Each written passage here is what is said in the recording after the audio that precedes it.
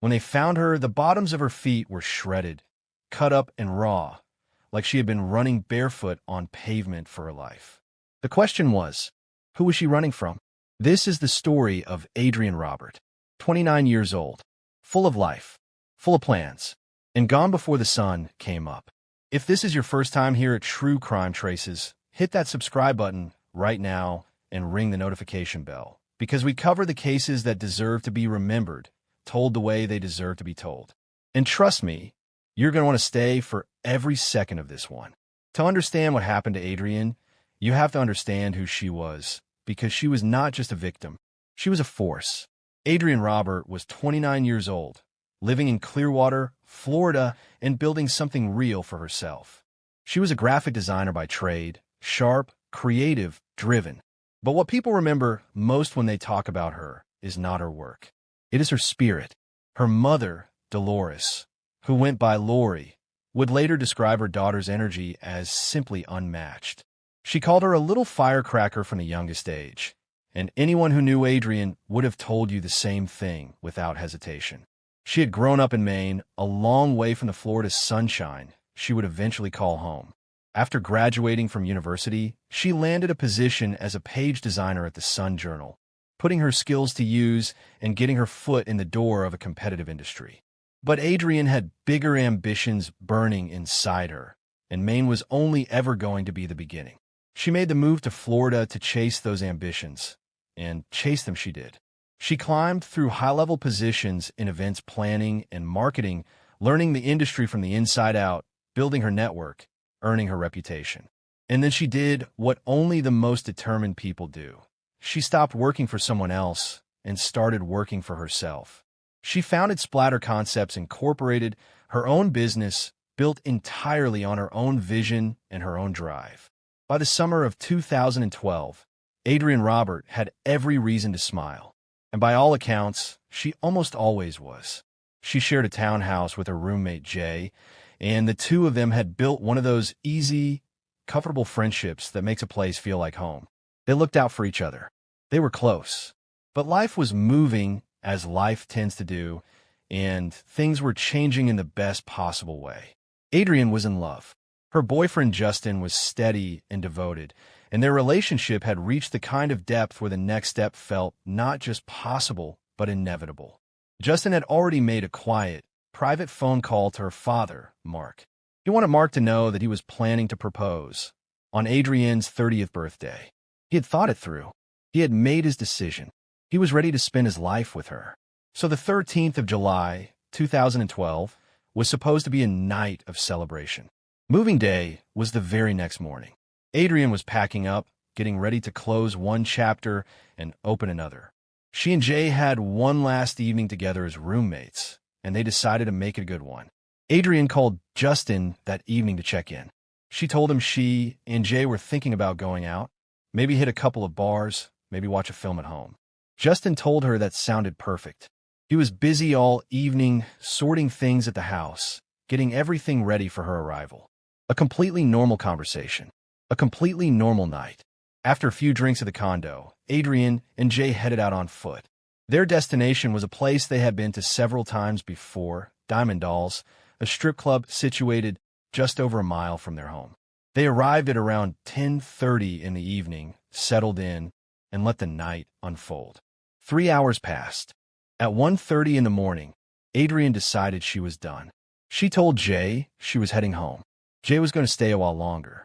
She had drunk a fair amount. The day ahead was going to be full and busy, and the walk home was familiar. She had done it before. So rather than calling a cab, she stepped out into the night air and began the mile-long walk back to the townhouse. Alone, Jay stayed behind, and when he eventually made his way home, roughly 2 hours later, he walked through the front door and called out Adrianne's name. Nothing. Her belongings were scattered around the ground floor, most of it already packed up and ready for the move. Everything looked just as it should have. But the silence was strange. The stillness felt wrong in a way he could not immediately put his finger on. He moved through the apartment and headed upstairs. The bathroom door was closed. He reached out and pushed it open. And what he found on the other side would be something he could never unsee for the rest of his life. Blood everywhere. Jay called 911, and that call, in those first raw, desperate minutes, captures the full weight of what he walked into that night. The dispatcher answered and asked what the emergency was. Jay could barely get the words out. He said he had come home and found his roommate. She had come home a while before him, and she had stopped moving. The dispatcher asked if she was unresponsive. Jay said completely. They asked what he meant by that. He said she had blood all over her. They asked if she was breathing. Jay said no. There was nothing. The dispatcher told him to place the heel of his hand on the breastbone in the center of her chest and begin compressions. Jay did exactly what he was told. He counted. He pushed. He did not stop, but it was already too late. By the time paramedics arrived on the scene, there was nothing more anyone could do. ADRIANNE Robert was pronounced dead at the scene. She was 29 years old. When detectives arrived and began processing the scene, what they found painted a picture that was as disturbing as it was complex. ADRIANNE had been found wearing only her bra. She had a single stab wound to her chest. Her body was covered in bruises, and the evidence present at the scene strongly indicated that she had also been sexually assaulted before her death. The bathroom was devastated. The toilet seat was broken and stained with blood. The shower curtain was splattered. The bathtub had blood in it. The struggle had clearly been prolonged and violent. Evidence suggested the fight had taken place both in the bathroom and on the bed, two separate areas, which told investigators something important about how the attack had unfolded. There was no forced entry anywhere in the townhouse. No broken windows. No kicked-in doors. No damis lux. Whoever had been inside that apartment with ADRIANNE had either been let in or had found another way inside without leaving a mark. But here is something that immediately caught the attention of investigators. Something that initially seemed almost out of place among everything else they were looking at. The soles of ADRIANNE's feet were severely damaged. They were cut up, beaten raw, scraped in a way that was entirely consistent with someone who had been running barefoot on hard pavement for a meaningful distance. She had been outside, without her shoes, running. That detail would become one of the most important pieces of the puzzle. Back inside the townhouse, detectives made another discovery that told them something critical about the person responsible. A section of the bedsheet, roughly 10 inches in length, had been deliberately cut away and removed. The killer had done this intentionally, trying to eliminate DNA evidence from the scene. It showed a degree of awareness, a degree of calculation. Someone who understood, at least in part, what forensic investigators could find and was trying to stay one step ahead. But they had not been careful enough. DNA was recovered directly from ADRIANNE's body, and beneath the area where the sheet had been cut away, more DNA was found, absorbed into the mattress itself, beyond the reach of the cut section. On the walls and the door frame, just outside the bathroom, bloody fingerprints had been left behind. The killer had tried to clean up, and they had still left a trail. ADRIANNE's car keys were missing from the hook where she kept them downstairs. And when investigators checked her parking spot outside, her orange Jeep was gone. The entire block was sealed off. A major investigation was officially underway. If you're still watching at this point, drop a comment that says I'm still here. Let's see who is truly following this story, because it is only getting deeper from here. The notifications began going out. The calls were made, and somewhere in Maine, a phone rang in the night. When Lori answered and a detective asked if ADRIANNE Robert was her daughter, she said yes. And she asked if her daughter was okay. They told her no. She asked if she was alive. They told her no again. She screamed. She threw the phone at the wall. Her husband Mark came running into the room and picked it up. He would later say that hearing the words out of the detective's mouth made him feel as though he had left his own body entirely. He was there, but he was not there. The world had shifted in an instant, and nothing would ever be quite the same again. As ADRIANNE's parents made the drive to Clearwater, Justin had no idea that anything had happened at all. He woke up that morning thinking about moving day. He got ready, got in his car, and drove to her townhouse, the place that was supposed to be the final step before their new beginning together. He pulled up to the building and immediately noticed the yellow crime scene tape. He looked at her parking spot. It was empty. His first thought, and this detail stays with you because it is so painfully human, was that maybe someone had stolen her Jeep. Terrible timing, he thought. The absolute worst timing. He parked up and walked over to one of the officers standing at the perimeter. What he learned in the next few minutes destroyed him. Justin was spoken to at length and very quickly eliminated from the investigation. His alibi was solid, and his grief was clearly genuine. He had no information that could help explain who might have wanted to hurt Adrianne. He had nothing. He was just a man who had been planning a proposal and was now standing in the ruins of a future that no longer existed. With Justin ruled out, detectives began looking at the most likely scenario based on everything they had: a stranger attack. Someone who had encountered Adrianne either at Diamond Dolls or during her walk home and had followed her. Not long after, her Jeep was recovered just a few blocks away, abandoned in a mall parking lot. And surveillance footage from that parking lot captured something important.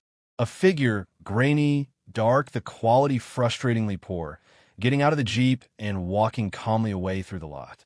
The timing could be tracked. The movements could be studied. It was not much, but it was something to work backwards from. And then came the witness.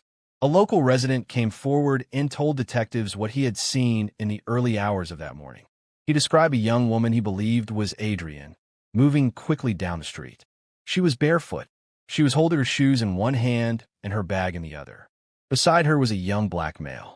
The witness said something about the scene had struck him as strange in the moment. It was so late, and they were moving with such urgency.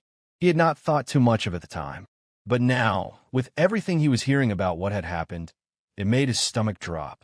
Because that was not a couple out for a late-night stroll. That was a young woman running for her life. The cut soles on Adrianne's feet, her shoes in her hand, the pace, the time of night. It all came together into something unbearable. In those final hours of her life, Adrianne Robert had been in danger, and she had known it. She had been trying to escape. The investigation was moving fast, and the evidence was substantial. DNA, fingerprints, a figure on surveillance footage, a witness account. The details of the crime scene itself pointed toward a frenzied, impulsive attack. Not coldly premeditated, but explosive and chaotic. Yet there had also been that moment of calculation, the cut sheet, the attempt to clean up, the decision to take her Jeep and move it somewhere else. Whoever had done this was dangerous. Whoever had done this was still out there. Adrianne Robert had walked out of a club at 1:30 in the morning with a night full of possibilities still ahead. She had walked into something she never saw coming. And in her final moments, she had fought. The bruises on her body, the chaos of that bathroom, the damage to her feet all told that story clearly. She had not given up. She had not gone quietly. That was Adrianne, a firecracker from the youngest age, fighting until the very end. The city of Clearwater would not forget her. Her parents would carry her with them every single day. Justin would carry the weight of what could have been. And a community that had lost one of its own would demand that the person responsible be found. The case was far from closed, but the trail was there. And the people working this investigation were not going to stop until they followed it all the way to the end. Adrianne Robert deserved that. She deserved answers. She deserved justice. And this story, her story, was not finished yet. If Adrianne's story moved you, then please do something simple but meaningful right now. Hit the like button, leave a comment, and if you have not already, subscribe to True Crime Traces and ring that notification bell, because we are here every week, making sure the people who deserve better are never forgotten. Adrianne Robert was a daughter, a friend, a partner, a businesswoman, and a light that was taken far too soon. The least we can do is make sure her name keeps being spoken. Share this with someone who needs to hear her story, and we will see you in the next one.